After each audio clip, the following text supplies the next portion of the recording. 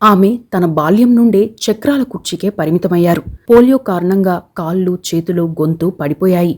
వెన్నుపూస ఎస్ ఆకారంలోకి మారింది. కానీ ఆమె కుంగిపోలేదు. తన కాళ్లపై తాను నిలబడాలని భావించింది. ఉక్కు సంకల్పంతో, కఠినమైన శ్రమతో తన చేతులను, గొంతును తన ఆధీనంలోకి తెచ్చుకుంది. తాను నడిచేందుకు మార్గం సుగమం చేయడంతో పాటు పలువురిని నడిపించింది. ఎంతో మందికి స్ఫూర్తిగా నిలిచింది. ఆమె పేరే సాయి పద్మ. విశాఖపట్నంలోని గ్లోబల్ ఎయిడ్స్ స్వచ్ఛంద సంస్థ వ్యవస్థాపకురాలు అంటే చాలా మందికి గుర్తొస్తుంది కూడా. నడక తనకు సాధ్యం కాకున్నా తన జీవితంలో ఎదురైన ఇబ్బంది మరొకరికి ఎదురు కాకూడదనే ఉద్దేశంతో వేలాది మందిని ఆమె నడిపించింది. అయితే అనారోగ్యంతో 52 వయసులో గత సోమవారం కన్నుమూసింది. ఆమె చనిపోయినా ఆమె చేసిన సేవలు మాత్రం వేలాది మంది జీవితాల్లో వెలుగులు నింపాయి. ఎంతో మందిలో ఆత్మస్థైర్యం నింపాయి.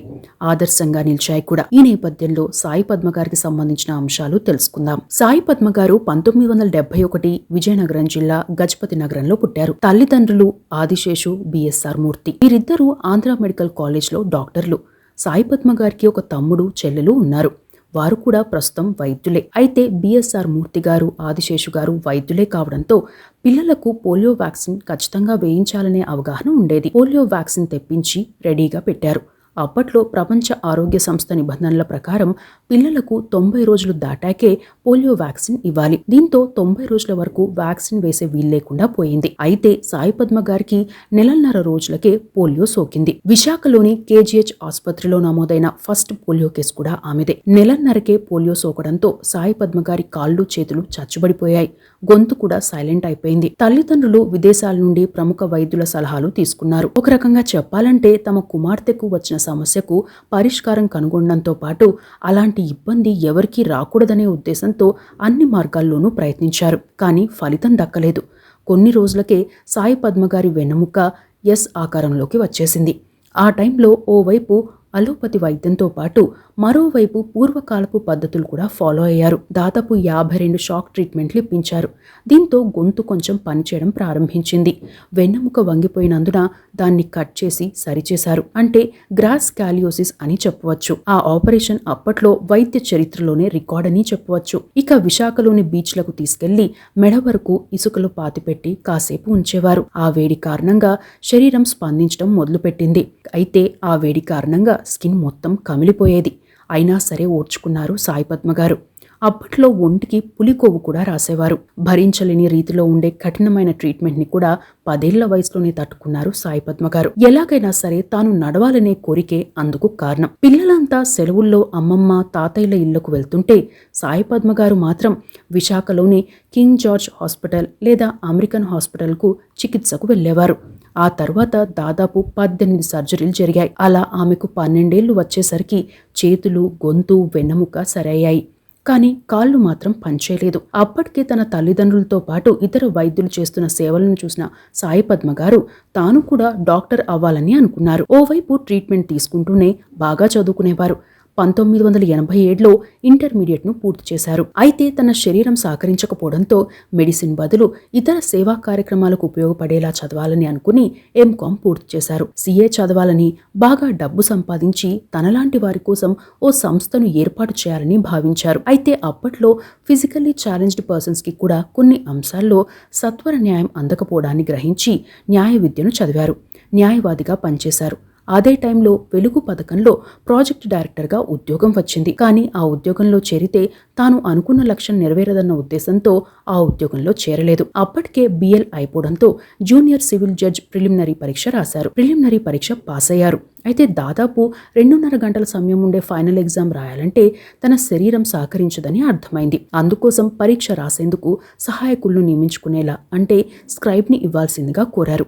కానీ నిబంధనల ప్రకారం 10th ఇంటర్ వారికే అనుమతి ఉందని, ఆ పోటీ పరీక్షకు ఆ అవకాశం లేదని చెప్పడంతో న్యాయ పోరాటం చేశారు. ఆ అంశం ఇంకా విచారణలోనే ఉంది. ఓవైపు ఆ పోరాటం చేస్తూనే పేదల పక్షాన న్యాయ సేవలు అందించడం స్టార్ట్ చేశారు. డిజేబుల్డ్ పర్సన్స్ కి సంబంధించి ఉచితంగా కేసులు వాదించేవారు. వారికి కౌన్సిలింగ్లు, మోటివేషన్ స్పీచ్లు ఇచ్చేవారు. 75% సక్సెస్ రేట్తో మంచి న్యాయవాదిగా, సామాజిక కార్యకర్తగా గుర్తింపు తెచ్చుకున్నారు. ఇతరుల చేత మెప్పు పొందాలనో లేదా ఏదైనా ఆశించో ఆమె తన సేవలను స్టార్ట్ చేయలేదు. అందుకే ఆ గుర్తింపును, అవార్డులను పెద్దగా పట్టించుకునేవారు కూడా కాదు. తన సేవలను ఇంకా విస్తరించాలని తపన పడేవారు. కేవలం డిజేబుల్డ్ వారికే కాకుండా దాంపత్య జీవితాల్లో తలెత్తే ఇబ్బందులపైన కౌన్సిలింగ్లు చేసేవారు. చిన్న చిన్న కారణాలతో విడాకులు తీసుకోవాలనే పేరెంట్స్ కి కౌన్సిలింగ్ ఇవ్వడం ద్వారా వారి పిల్లలకు తల్లిదండ్రుల ప్రేమను దక్కేలా చేశారు. తాను సొంత డబ్బుతో సేవా కార్యక్రమాలు చేయడంతో పాటు వివిధ స్వచ్ఛంద సంస్థలతో ఎప్పటికప్పుడు సంప్రదింపులు జరిపేవారు. మెయిల్స్ ద్వారా కాంటాక్ట్ అయ్యేవారు.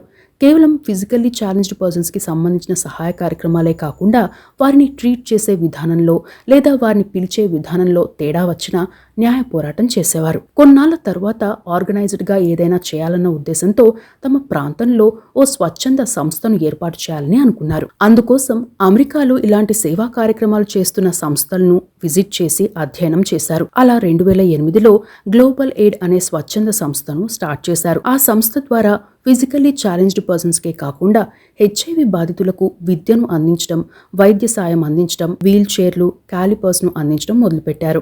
గజపతి నగరంలో వికలాంగుల కోసం, పేదల కోసం హాస్టల్ని నడుపుతున్నారు. ఫిజికల్లీ ఛాలెంజ్డ్ పర్సన్స్ కి ఉద్యోగ అవకాశాల కోసం పలు కార్యక్రమాల్లో శిక్షణ ఇస్తున్నారు. ఫిజికల్లీ ఛాలెంజ్డ్ పీపుల్ స్వయంగా కార్లు నడిపేలా రవాణా శాఖ ప్రత్యేక అనుమతితో కార్లు కూడా మోడిఫికేషన్ చేయించి అందించారు. అందుకోసం పూణే నుండి ట్రైనర్ ని తెప్పించి శిక్షణ ఇప్పించేవారు. దాదాపు 100 కార్లకు పైగా అందించారు. ఇక టాలెంట్ ఉన్న వారికి స్పోర్ట్స్ లోనూ తమ సహకారాన్ని అందిస్తున్నారు. పారా స్పోర్ట్స్ లో పాల్గొనేలా ప్రోత్సహిస్తున్నారు. అందుకోసం ప్రత్యేకంగా సాయి పద్మ గారు పారాషూటింగ్ కూడా నేర్చుకున్నారు. స్పోర్ట్స్ లో టాలెంట్ ఉన్న వారిని మరింత నైపుణ్యం కోసం హీల్ ఇండియా సంస్థకు పంపిస్తారు. అక్కడ వారికి KG to PG వరకు విద్య అందిస్తారు. ఇక ఫిజికల్లీ ఛాలెంజ్డ్ వారి కోసం అమెరికాలోని డైనమిక్ బ్రేసింగ్ సొల్యూషన్స్ తో ఒప్పందం కుదుర్చుకున్నారు. తద్వారా సగం ధరకే క్యాలిపర్స్ ని అందించేందుకు వీలు ఏర్పడింది. అంతేకాకుండా చిన్నారుల్లో వైకల్య తీవ్రతను తగ్గించవచ్చు కూడా. ఇక వికలాంగులకు స్కిల్ డెవలప్మెంట్ సెంటర్ని కూడా ఏర్పాటు చేశారు. ఓవైపు ఫిజికల్లీ ఛాలెంజ్డ్ కోసం సేవా కార్యక్రమాలను చేస్తూనే మంచి రచయితగా మారారు సాయి పద్మ గారు. కొన్ని రోజుల క్రితం సాయి పద్మ గారికి మరికొన్ని ఆపరేషన్లు అవసరమయ్యాయి. ఆ టైంలో 2 ఏళ్ల పాటు మంచం పైనే ఉండాల్సి వచ్చింది. తన రియల్ లైఫ్లో ఎదురైన ఘటనలు, సవాళ్లు, ఇతరుల్లో ఆత్మవిశ్వాసం నింపేలా ఇంగ్లీష్లో లైఫ్ అనే కవితల పుస్తకాన్ని రాశారు. తెలుగులో ట్రావెలాగ్తో పాటు పలు పుస్తకాలు రాశారు. ఆమె రాసిన పుస్తకాలకు నాటా కథల పోటీల్లో ఫస్ట్ ప్రైజ్ వచ్చింది. సంగీతంపై ఆసక్తితో ఆంధ్ర యూనివర్సిటీ నుండి మ్యూజిక్లో డిప్లొమా చేశారు. వివిధ దేశాల్లో సంగీత కార్యక్రమాల ద్వారా నిధులు సేకరించి వికలాంగుల సర్జరీలు చేయించేవారు. 2007లో అమెరికాలో ఆమె పాడిన వైష్ణవ జనతో పాటకు 7 నిమిషాల్లో 20 లక్షలు సమకూర్చగలిగారు. ఇక సాయి పద్మ గారి వివాహం కూడా ఆదర్శంగానే నిలిచింది. తాను వివిధ స్వచ్ఛంద సంస్థలకు సహాయం కోసం మెయిల్స్ ద్వారా కమ్యూనికేట్ అయ్యేవారు. ఆ క్రమంలోనే 2005-6లో ఓ స్వచ్ఛంద సంస్థలో కన్సల్టెంట్గా పనిచేస్తున్న ప్రజ్ఞానంద్ పరిచయం అయ్యారు. ఆ తరువాత 2006లో విజయనగరంలో ఓ కార్యక్రమంలో కలుసుకున్నారు. ఇద్దరి అభిప్రాయాలు కలవడంతో పరిచయం పెరిగింది. అదే టైంలో ప్రజ్ఞానంద్ బాబాయ్ తన తండ్రికి సహచరుడని తెలిసింది. దీంతో పెళ్లి ప్రతిపాదన వచ్చింది. ఇద్దరు సామాజిక సేవా కార్యక్రమాలు చేయాలనే లక్ష్యంతో ఉన్న నేపథ్యంలో పెళ్లి చేసుకోవాలనుకున్నారు. 2008లో వీరి పెళ్లైంది. పెళ్లి కాగానే వీరిద్దరూ తమ మరణానంతరం తమ శరీరాలను దానం ఇవ్వడానికి అంగీకార పత్రాన్ని రాసిచ్చారు కూడా. పెళ్లైన తరువాత ప్రజ్ఞానంద్ గారి ప్రోత్సాహంతో తన సేవా కార్యక్రమాలను మరింత విస్తృతం చేశారు. మానసిక స్థైర్యంతో తనకు తానుగా ఆదర్శంగా నిలబడేవారు. గతంలో ఇచ్చిన ఓ ఇంటర్వ్యూలో సాయి పద్మ గారు మాట్లాడుతూ, అన్నీ బాగున్నా ఆడపిల్ల పుట్టిందని పుట్టింటికి పంపించే పరిస్థితి ఉన్న టైంలో 4 MAలు MPhil చేసిన ప్రజ్ఞానంద్ నన్ను లైఫ్ పార్ట్నర్గా చేసుకున్నారంటే చాలా ఆశ్చర్యంగా ఉంది. ఆయన ఒక యోగి అని చెప్పవచ్చు. ప్రేమ కన్నా నమ్మకమే గొప్పదని, నమ్మకమే జీవితమని, అది తనకు ప్రజ్ఞానంద్ రూపంలో దొరికిందని చెప్పారు. ఇక ప్రజ్ఞానంద్ గారు ఓ ఇంటర్వ్యూలో మాట్లాడుతూ, నాకన్నా ఆమె టాలెంటెడ్. నేను కొన్ని చేయలేను, కానీ తను చేయగలదు. ఆమె చేయలేని పనులు నేను చేస్తాను. ఈ గ్యాప్ ఫిల్లింగ్ వల్ల హ్యాపీగా ఉండగలుగుతున్నాం. సామాజిక సేవ చేయడమే మాకు తృప్తి అని చెప్పారు. అలా తన సేవా కార్యక్రమాల ద్వారా గుర్తింపు పొందారు సాయి పద్మ గారు. 2017లో BBC నిర్వహించిన టాప్ 100 టాలెంటెడ్ విమెన్ జాబితాలో చోటు దక్కించుకున్నారు. Lions Family Welfare Planning Trust లో చేరడంతో పాటు క్లబ్ వాలంటీర్గా చైల్డ్ ఎడ్యుకేషన్ అండ్ హెల్త్ విభాగంలో సేవలు అందించారు. ఆమె చేసిన సేవలకు గాను అమెరికాలోని లయన్స్ ఇంటర్నేషనల్ నుండి మెల్విన్ జోన్స్ ఫెలోషిప్ అందుకున్నారు. అంతేకాకుండా ఇంటర్నేషనల్ లేబర్ ఆర్గనైజేషన్ లో చైల్డ్ లేబర్ ప్రాజెక్ట్ కి లీడ్ లీడ్గా వ్యవహరించారు. తద్వారా వికలాంగుల కోసం 3 స్కూళ్లను నిర్మించగలిగారు. ఇక హెచ్ఐవిపై అవగాహన కార్యక్రమాలు నిర్వహించడంతో పాటు నాకో ఆన్లైన్ ని ఏర్పాటు చేశారు. జాతీయ స్థాయిలో ఏర్పాటైన వికలాంగ మహిళల సదస్సు అంటే WWDకి హాజరయ్యారు.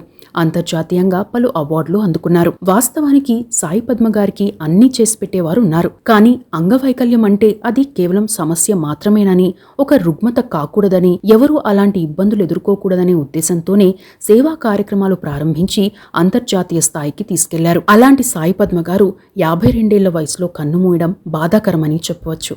ఆమె ఆత్మకు శాంతి కలగాలని కోరుకుందాం.